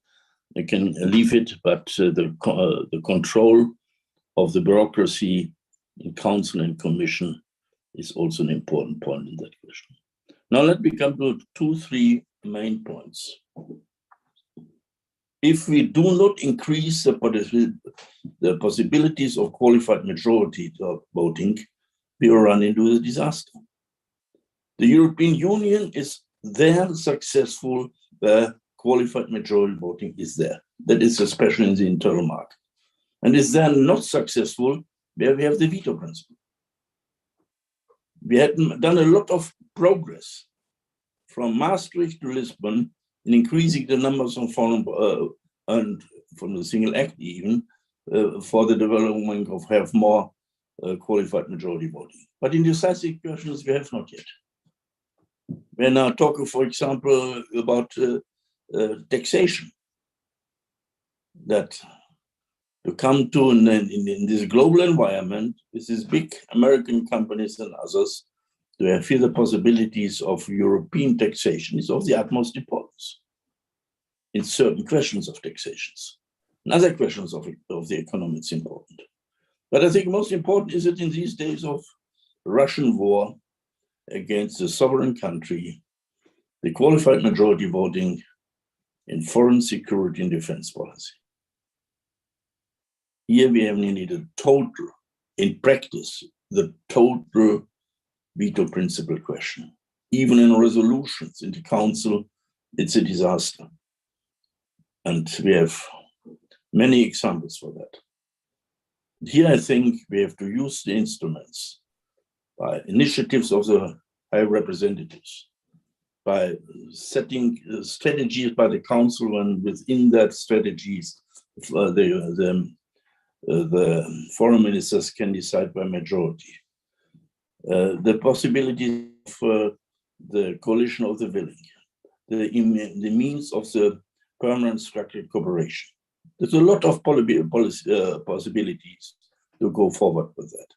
And this argument, this cannot be done because then countries will be put into the corner. That's wrong. That was the same argument against the majority voting in internal market questions. It was stupid in that question at that time, and this is stupid now in this question. And here the big countries and the smaller countries have to find an understanding. In the European Union, it's for the first time in European history that the small and the big countries sit in foreign policy question at the same table. The same possibilities. In the past in which Mr. Putin lives, the big countries decided about war and peace. They decided about the frontiers, the borders, and they said who is in which field. This, after 1945, should have been finished by the European practice, by the successful European Union within the European Union, but above the European Union, by international law so often signed in the last decades about the sovereignty of nations and the territorial integrity. And to build this up is of the utmost important. But at the same time, you see also economic question as part of foreign security policy. Independence in energy and other questions is an important question, or diversification to make it possible to come out of such a crisis. The question is very clear that we come to better conclusions in trade agreement, which is part of foreign policy. It is in these days wise that we have no ratification of the Mercosur Treaty in the terms of policies, or should we leave Latin America because we do not agree with Mr. Bolsonaro in certain questions, leave Latin America to the Chinese or others? This have you to consider, to put that in a context. But the most important point in these days is defense. When I see what Russia does at the moment, with the goal to do more, even clear threats, what the membership of Baltic states or of Poland and so on is there, this is threats against Finland and Sweden, then it must be clear that we have to become stronger. Look, as we had the most important disarmaments agreements and weapons arms control agreements, the 80s and 90s. The European Union and NATO were strong. The German defense budget, the German GNB was at that time 4%. Now it's 1.4%. 4% at that time, until 89. And that was the possibility to keep peace and our freedom. We have forgotten that in my country as well as in other countries. And here we now in such a situation where, because of our weakness, Ukraine is the victim of that. Irresponsible. We have to see that we talk a long time about it, that we need European synergy effects. The member states of the European Union spent more than 280 billion euros for defense per year. That is at least 3 times so much as Russia spends. And perhaps with the exception of the French army, no army in Europe is really ready to fight alone or together. The communication system we use European armies are not really existing. We have the production lines, which is like a handicraft, manufacture, where things are built and incredibly expensive. But everyone has a little bit different. Elmar, I love you, but I have to leave in a second. So yeah, I will be fast. And because I also to leave, but then I can listen to you. But what I mean is, we need in this question of development, planning, and procurement, production, a closer cooperation, come to the synergy effects. We have 160 weapon systems, the Americans have 30 weapon systems. And if we do not change that, we can pour so much money as possible into the military thing without any real success. And when I see, to make it short, in November, the Trumpists would win the American Congress back, then we are even more in a difficult situation. And therefore, this is the moment to give the European Union, not to give it, the European Union has to take its possibilities out of the Treaty of Lisbon, in qualified majority voting, in PESCO, in this cooperation with the defense budget and increase that, and many other questions to get the synergy effects that we can defend our peace and freedom. And we have to see also that the European Union must develop better possibilities that all parts of the European Union live in the same quality of security, including Poland, Romania, and the Baltic states.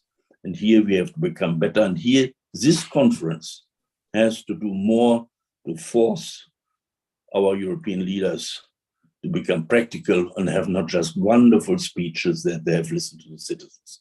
Thank you very much.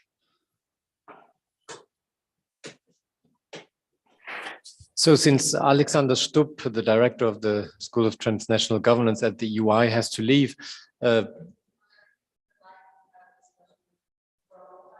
okay.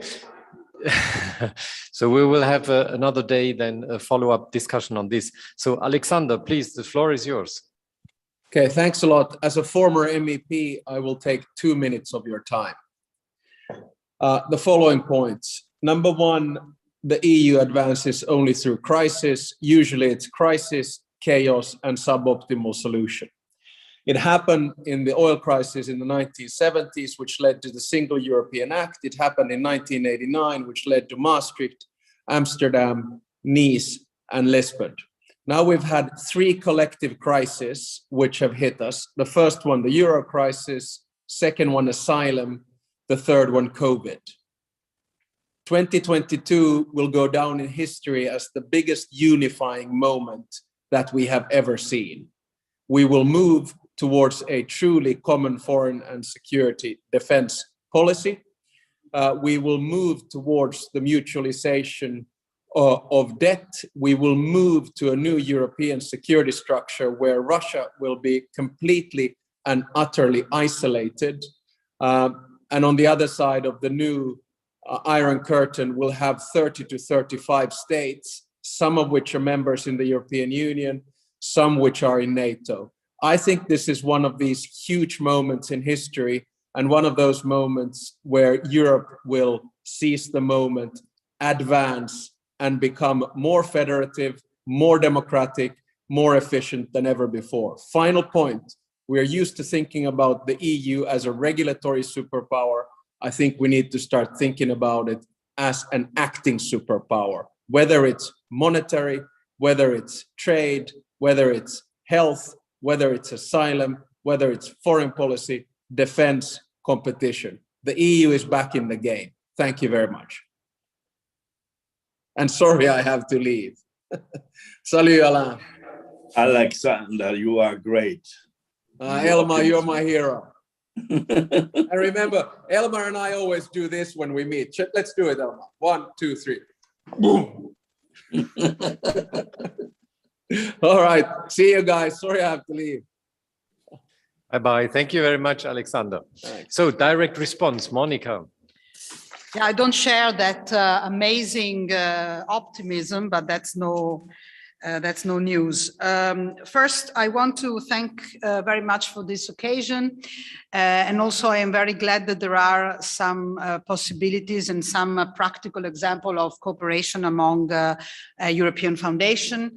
I think that that is very good and very useful. The European Green Foundation was probably the last one that was created, but I think as I was participating at that creation when I was president of the European Green Party, it has been a very, very precious instrument to enrich actually the thinking of the party and beyond. And I also very much hope that the cooperation among foundations will be also a major occasion of cooperation among parties, because the cooperation among European parties is very little since Mr. Mertens left us. This kind of cooperation has become very, very, very minimal. In the 10 years in which I have been president or co-president of the Greens, I probably saw a couple of times my colleagues from the EPP, 0 times my colleagues of the Socialist Party, and sometimes those of the Liberals. So I think that that is really an issue that is becoming more and more a political one as well, the capacity of cooperating among foundations, but also among parties. Now, coming to the issue, I'm very glad that Elmar is talking a lot about the majority vote, because when I was trying to put it in very much into this famous, very good 10-point text, that was not very easy to do. So I am very glad that this is emerging more and more as the main issue of the need of reforming of the European Union.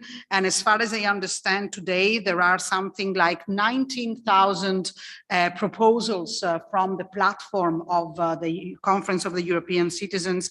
And there are among this, the 10 most important and most supported ones, there are at least 6 which are asking for getting rid of the veto. So I think that that is really something that is very important in order to make our European Union work better. And even if I agree that we have to do all we can to use all possibilities to make the European Union work, even without starting a very complicated EU reform, I'm actually of the opinion that only if the European Parliament will be able to take up the drive to reform that the Conference on the Future of Europe is putting forward, we are going to be able not to make of this conference, as Elmar said, a missed opportunity, because unfortunately we are very much under the possibility of having the conference as a missed opportunity.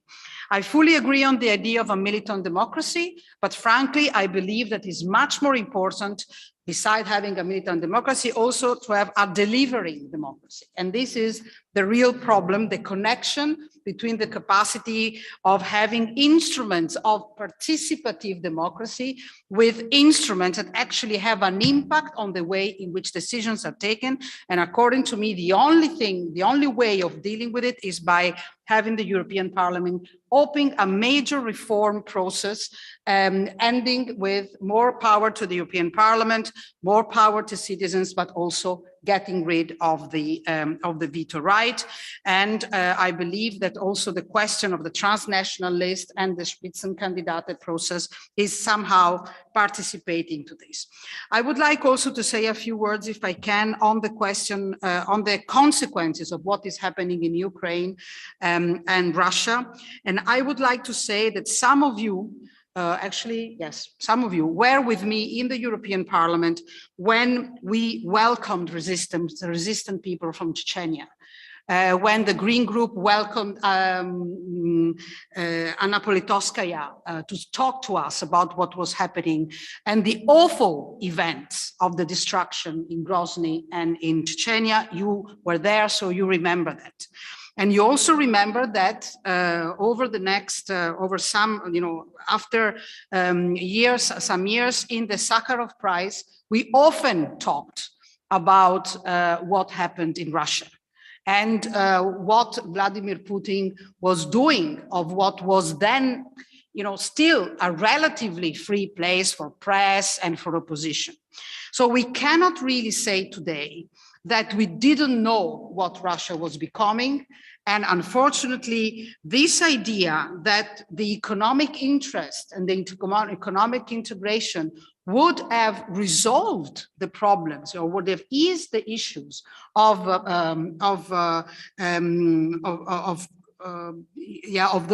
those authoritarian governments coming up was definitely wrong. That's why I fully support the fact that we don't agree with the Mercosur agreement and that we didn't go on with the China agreement, contrary to what Mrs. Merkel wanted. Because I think that unless, and this is what happens in Russia, unless we recognize that governance and democracy is at least as important as economic integration, we are going to be in front of very bad mistakes. And unfortunately, since we don't have the capacity to act because of what we said earlier, all of you said earlier, we are not even going to be able to help those who are actually fighting for their freedom. And I'm very proud as a former member of the European Parliament that indeed these issues were very clear to our institutions all the time. I want to remember that Orban came into power in 2010, and the first resolution of the European Parliament on the dismantling of the Hungarian democracy was in 2011. And in 2017, the European Parliament adopted with a very large majority a major reform of the Dublin regulation, which is not yet being discussed today by the Council. So I believe that all these things have to be somehow taken as lessons that, yes, the European Union is probably going forward with a crisis, but that in some cases, crises are actually making things worse. This was the case with the financial crisis that we had in 2008, 10, 11, etc. And I believe that the consequences of those teachings, let's say, is something that then brought to the New Generation EU and the Green Deal that today run the risk to be a little bit overwhelmed and not taken into account by wrong political decisions that are done by member states, which are still bound by the unanimity vote. Three very short conclusions. First, we really need to launch a large reform of the European Union, which should take into account the mistakes of not having been able to reform. Even if this reform is simply get rid of the veto right, get rid of the, increase the parliament vote and have larger transnational list, I would be very happy. But we need to go into that direction. And I believe that it is not enough to say, let's have getting rid of the unanimity vote simply for foreign and security affairs, because I think that it will be as difficult to get rid of the veto right for foreign and security than for economic and for budget and for everything. So let's go much larger on that. Second, and I think that Elmar addressed this point, and on that I fully agree with him, we are running the risk today to have a major arms race. I mean, I am very afraid of the member states saying that they suddenly want to reach 2% of the defense, when, as Elmar said, we are basically spending today 200 billion euros every year in defense expenses, but only about, less than 10% of these expenses are spent for cooperation in defense. Less than 10%, which means that you spend a lot for your national systems, but only less than 10% for cooperating with other countries. So it is not a question of quantities, it's a question of quality. And there again, we are stuck with the way in which the EU works, and we have to overcome it. Last point, I really believe that we have to do everything we can, and I don't believe that the Parliament has to be silent in this, in order to make sure that the Conference on the Future of Europe is not a failure. We are, and what does it mean? It means that the most important proposals of the European Union, of the Conference on the Future of Europe, have to be taken up. We are not yet there, and I am also not very sure that will be enough to say we are going to have a convention, because I want to remind everyone that the convention ends with an intergovernmental conference deciding by unanimity. And therefore, we are stuck once again.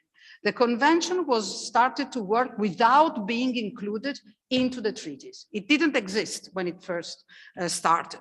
So what we can say today is that we expect from the European Parliament a major step in understanding and listening what the citizens are doing, and also to launch this constitutional reform process that is long overdue, and that can also be limited to the 3 points I said earlier, but it must be something that has to be achieved. Otherwise, we are not going to be able to stop the Ukrainian war, but not any war, even the one that will come within our borders. Thank you very much.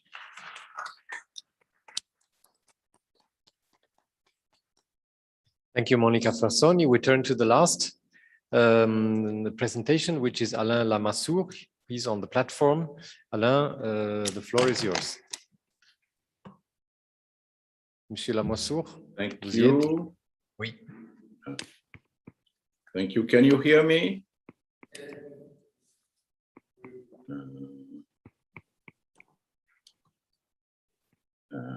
Okay. Can you hear me? Oui, très bien. Okay, okay, thank you. Well, thank you for the invitation. Congratulations for the event. I fully agree with the report summed up by Hans-Gert Pöttering and the previous comments, particularly Alexander Stubbs. His strong statement was the conclusion. Let me complement them and complement my written contribution by a few comments in French, if you don't mind, instead of my shaky English. Le projet initial de conférence pour l'avenir de l'Europe a été lancé il y a maintenant 3 ans pour tirer les enseignements des crises qui nous ont frappés depuis plus de 10 ans. Et depuis sont intervenues d'autres crises encore plus graves, qui nous ont ramenés sur Terre et fait comprendre ce qu'étaient les vrais défis du XXIe siècle. La leçon est rude, mais tout se passe comme si elle commence à être comprise depuis maintenant 2 ans, depuis 2019, à Bruxelles, comme dans toutes les capitales européennes. Pandémie, récession généralisée et même guerre, l'Union européenne n'avait pas de compétences directes sur de tels sujets. Elle a pourtant réagi de manière unanime, efficace et de plus en plus rapidement. Personne n'aurait imaginé Bruxelles, en l'espèce les institutions européennes et les chefs de gouvernement unanimes, capables d'une telle réactivité. Ces événements dramatiques ont eu aussi un effet pédagogique sur les citoyens européens, autant que sur les gouvernements. Et maintenant, le bon sens populaire a compris, face aux grands défis et aux incroyables imprévus de ce siècle, si l'Europe, l'Union n'est pas en première ligne, nous sommes tous condamnés à l'impuissance. Et donc, comme l'ont dit tous les intervenants, ce début des années 2020 ouvre clairement un nouveau chapitre de l'histoire européenne. Les conditions de température et de pression sont réunies, comme diraient les physiciens. Pour combien de temps? Mais le fait qu'elles soient réunies doit nous inciter à consolider ces nouveaux acquis et à lancer d'autres novations trop longtemps différées, telles que celles qui ont été abondamment présentées, notamment par Elmar Brok ou par Monica. 3 grands verrous ont sauté, des verrous qui bloquaient les progrès institutionnels. Profitons-en, allons plus loin. D'abord, le verrou financier sur le budget de l'Union. Personne ne le savait en dehors des institutions, mais il y avait une sorte de règle non écrite paralysant la politique européenne qui était l'accord tacite des gouvernements pour limiter le budget communautaire au niveau ridicule de 1% du GNI. Sachant en outre que les 2/3 du montant sont consacrés aux politiques traditionnelles de l'agriculture et du développement régional, c'est-à-dire qu'il reste bien peu pour des politiques nouvelles. Le Conseil européen prétendait, jusqu'à une période récente, conduire à partir de Bruxelles une politique mondiale financée par un pourboire de 1%. Mais voilà que les dettes nationales abyssales qui ont été creusées par les conséquences de la pandémie n'ont pu être supportées que grâce à un emprunt européen exceptionnel de 750 milliards d'euros. Le plafond historique des dépenses a ainsi sauté comme un bouchon de champagne. Pour garantir le service de l'emprunt, l'Union européenne commence enfin à se doter de nouvelles ressources fiscales propres. J'ai participé la semaine dernière à la semaine européenne parlementaire qui a débattu du sujet avec tous les parlements nationaux. Les tabous étant brisés, le grand débat politique doit maintenant s'ouvrir et plusieurs d'entre vous l'ont dit. Au-delà du sauvetage des budgets nationaux, qui est maintenant assuré, comment utiliser un tel niveau de ressources pour financer les nouvelles priorités d'aujourd'hui? Bien entendu, sécurité et défense, mais aussi la transition climatique, la révolution numérique, la recherche, la formation professionnelle, Erasmus, etc. Et aussi, comment soumettre enfin le budget commun à une vraie procédure parlementaire pour les ressources comme pour les dépenses, selon le principe « no taxation without representation ». Au lieu de répondre aux besoins du XXIe siècle, le budget de l'Union continue de répondre aux besoins de la fin du XXe siècle et il est adopté selon des procédures qui datent du XIXe ou même du XVIIIe siècle, à l'époque où le Parlement donnait un avis, mais où le roi décidait tout seul. Deuxième verrou historique, celui de la politique étrangère et de la défense. Cela a été excellemment présenté, notamment par notre cher Elmar Brok. 4 présidents américains successifs, 2 démocrates et 2 républicains, avaient clairement exprimé la priorité désormais donnée par Washington à la zone Pacifique sans être vraiment compris. Les orgues de Staline bombardant Kiev ont été plus éloquentes. Et la conversion spectaculaire de la nouvelle coalition allemande aux responsabilités internationales de l'Allemagne et à la cause de la défense européenne rend aujourd'hui possible un progrès qui était inimaginable jusque-là. Mais attention, la politique étrangère ne peut pas se décider à l'unanimité, mais elle ne peut pas non plus toujours se décider à la majorité. C'est à la fois plus simple et plus compliqué. En politique étrangère, il ne s'agit pas d'adopter une loi, il s'agit de prendre une décision d'application immédiate et parfois dans une urgence extrême. C'est d'ailleurs pourquoi dans aucune démocratie, la politique étrangère ne se décide au Parlement. Entre le moment où on détecte un missile balistique dirigé depuis la limite est du continent ou depuis un pays comme l'Iran, sur une grande ville d'Europe de l'Ouest, et le moment où ce missile touche sa cible, on dispose de 18 minutes. On ne peut pas décider à la majorité. Il nous faut inventer une procédure adaptée à la diplomatie dure, au temps de risque de guerre ou, hélas, au temps de guerre. Enfin, il y a le troisième verrou qui a sauté, qui est le verrou politique de la solidarité européenne.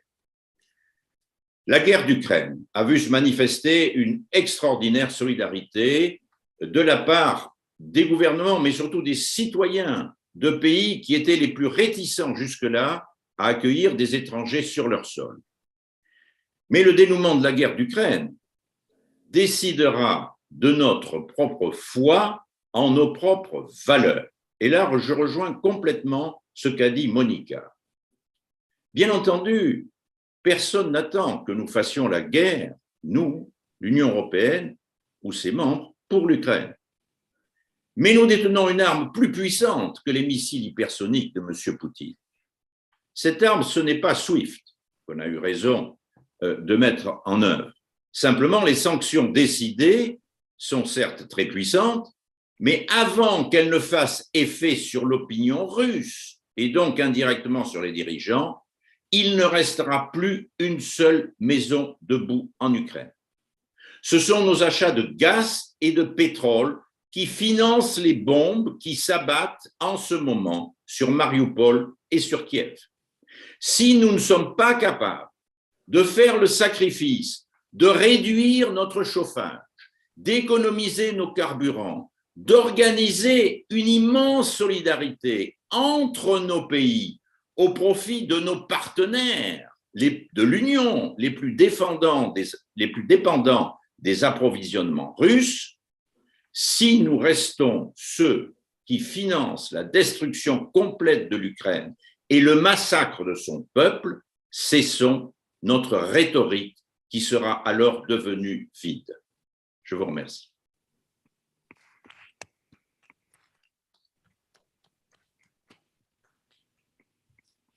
Thank you very much, Alain. With this presentation, we conclude the debate, and I pass over to Teresa Vera Madurell for the conclusions. Thank you very much.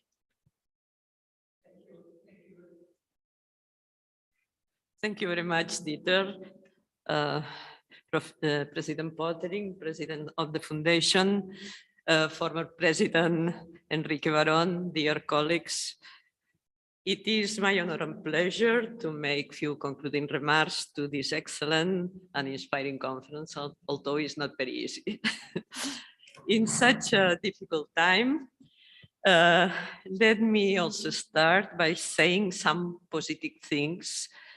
Let me start by saying that it is really a joy to have been able to hold this event here in Florence at the EUI headquarters, listening and enjoying most of the speakers in person, which is a good sign that, at least in relation to the pandemic, we are returning to a more normal way of life. This fact brings me to a first idea that I think has permeated all today's discussions and interventions, which is the idea of moving forward and the importance of doing it together as Europeans. From today's contribution, it is clear once again that we all share the same values, that we all share the same determination to meet the challenges of our time and to master them. But it is also clear that in this crucial moment in which we face new threats, our commitment to values has to go hand in hand with the implementation of practical policies to address the challenges. It is what has been clearly mentioned by President Pottering as the need of the political will to give the EU the capacity to act, both in terms of rules and resources, to make the EU targets and also to meet the citizens' expectations in the European project. It is in that context that I believe the concept mentioned by President Rodriguez comes, the concept of European strategic autonomy, which can emerge as one of the main targets, gathering together many of the reflections and proposals made by today's speakers in different fields. Certainly, the recent crises, some of which are unfortunately still alive, have highlighted the urgent need, on one hand, to rethink many questions, as for instance, the enlargement mentioned by Professor Van Ecken, also our approach to our cultural diversity, mentioned by the president of the Martin Centers, or the economic model to reduce inequalities, mentioned by president of the Greens Foundation, and some, just to mention some of them, and also the urgent need to increase resilience and to reduce dependency from third countries, governments and companies in key strategic areas, such for instance, security and defense, of course, but also in technology, medicine, or energy, also in supply chains, and also in critical infrastructures, as Elman Brother also explained. According to Josep Borrell, strategic autonomy is for the EU a process of political survival, and it should be expanded beyond security and defense to safeguard our economy and strategic interests and European values. Also, Charles Michel clearly said that the strategic independence of Europe is our new common project for this century. According to all of this, progressing in fields like technology, digitalization, data control, cybersecurity, or clear energy production, and in values like democracy, as Professor Faisal and President Baron explained, or in reducing inequalities, as it was mentioned by President Rodriguez, is becoming crucial for our project. Fortunately, we have in our favor that even before the COVID crisis, the EU the European Union was already on the path of fundamental transformations. We had already made, for instance, the decision to become the first carbon neutral continent by 2050. And we had adopted an ambitious digital agenda in line with our fundamental values. The pandemic has increased even more our determination to transform our economies and societies. And the recovery funds are being mainly invested in these three transitions that we have underway: the green, the digital, and the social, which will empower Europe to progress at a good rate in these crucial fields. As has been mentioned also, achieving a green strategic autonomy is something urgent.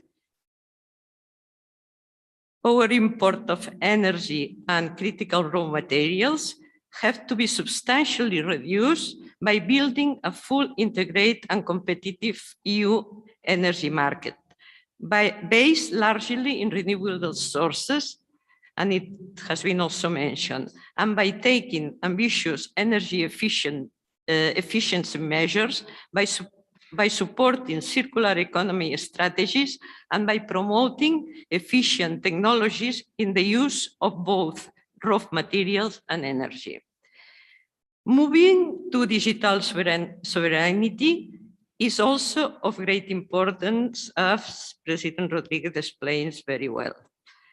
That implies that the European Union has to free itself from dependencies on hardware and software from third countries, on both governments and high-tech companies, by developing crucial European technologies essential for the citizens' well-being, which in addition will allow the European Union to play a leading role in the world stage. By following this path, the European Union is clearly laying the foundations of its sovereignty, but not to be isolated, which would be against our interests, values, and culture. On the contrary, it is about reconciling strategic autonomy with the commitment to strategic openness and international cooperation that more than ever should be a priority, as Monica Frassoni certainly mentioned. And let me finish by saying that European values, written in Article 2 of the treaty, as many of the speakers already mentioned, should be mainstreamed in all actions taken by the European Union. And more than ever, we have to strongly defend fundamental values such as democracy, human rights, the rule of law, and the peaceful cooperation, which have to remain our guide in our way to pursue our interest. And just before finishing, let me, I like to thank my colleague Monica Baldi and Dieter Schlenker and all those that make possible this conference, with which we jointly like to contribute to the debate for the future of Europe. And from now, dear colleagues and friends, let's just move in the direction to make reality as soon as possible the hopes we have heard from our speakers today, as the future of Europe starts today. Thank you very much.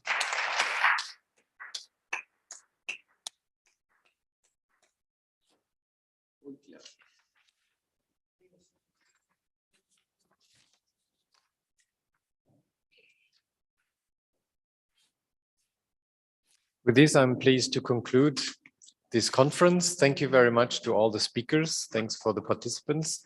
Thanks for the FMA Association for having organized this discussion. Thanks to the foundations for their voices and their contributions. And also to the EUI members, obviously our colleagues and other colleagues. Thanks for your input and your participation. Have a good evening and see you soon again. Thank you very much.